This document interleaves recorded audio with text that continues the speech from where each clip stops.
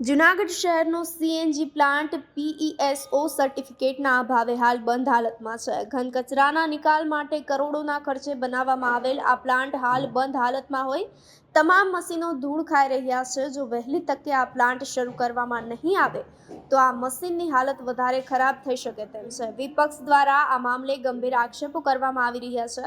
ત્યારે શાસક પક્ષ દ્વારા પણ જણાવવામાં આવ્યું છે કે એસુ સર્ટિફિકેટ આગામી જાન્યુઆરીના અંત સુધીમાં આવી ગયા પછી બોટલ રેફરિંગનું કામ શરૂ કરવામાં આવશે. મહાનગરપાલિકા દ્વારા કચરામાંથી જે ઘરે ઘરેથી કચરો એકઠો થાય એમાંથી ગેસ ઉત્પન્ન કરવા માટે 5 વર્ષ પહેલા 5 કરોડ રૂપિયાની એટલે 4 કરોડ ને 75 લાખ રૂપિયાનો ખર્ચ કરી અને યુવનગર ખાતે ગેસ પ્લાન્ટ ફિટ કરવામાં આવેલો હતો. પરંતુ અવારનવાર ગેસ પ્લાન્ટ ચાલુ કરવા બાબતે અમે અનેકો રજૂઆત કરી, ત્યારે અધિકારી દ્વારા એવું કરે કે આનું સર્ટિફિકેટ લેવું પડે. તો જ્યારે પ્લાન્ટ આપણે સ્થાપવાનો હોય એ પહેલા જ આ બધી પ્રક્રિયા કરવાની હોય છે.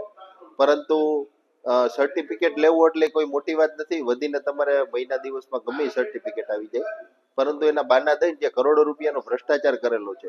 કારણ કે કચરામાંથી જે ભીનો ને સૂકો કચરો મહાનગરપાલિકા પાસે આવે તો જ એમાંથી ગેસ ને એવું તમામ વસ્તુઓ બનાવી શકે.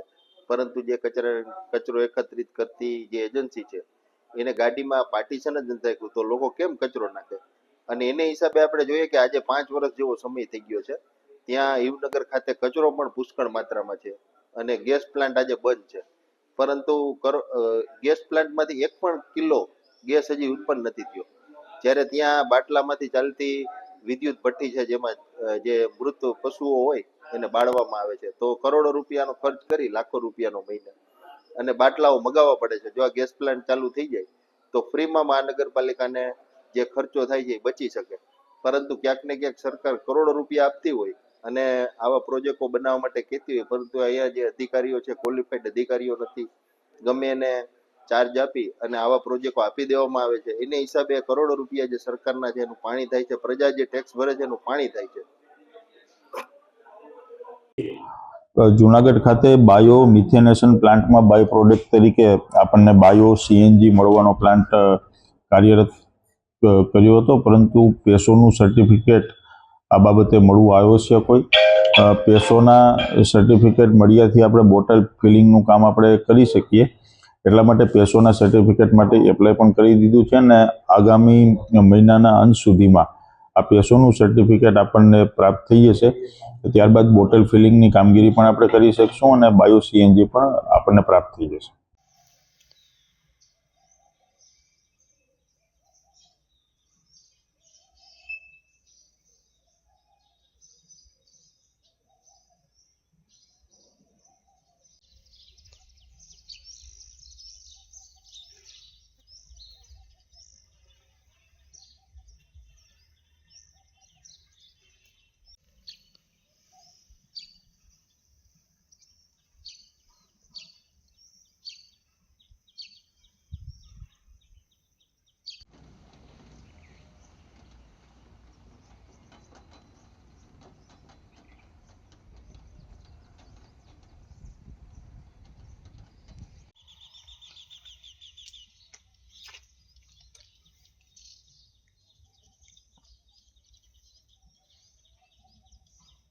નહીં વાંધો હોય.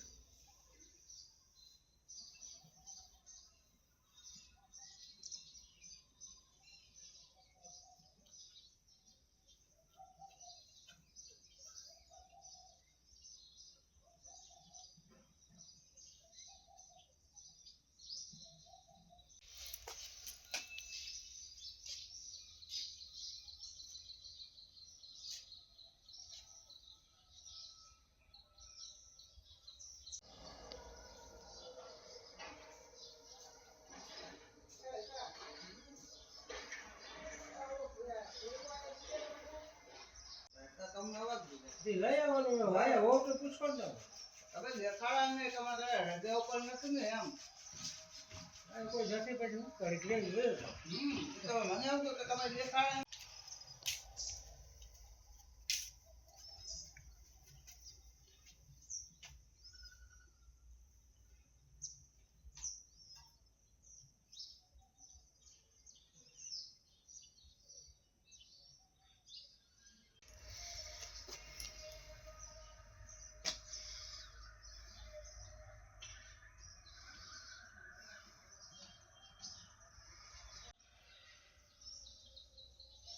આમાં ઉતારી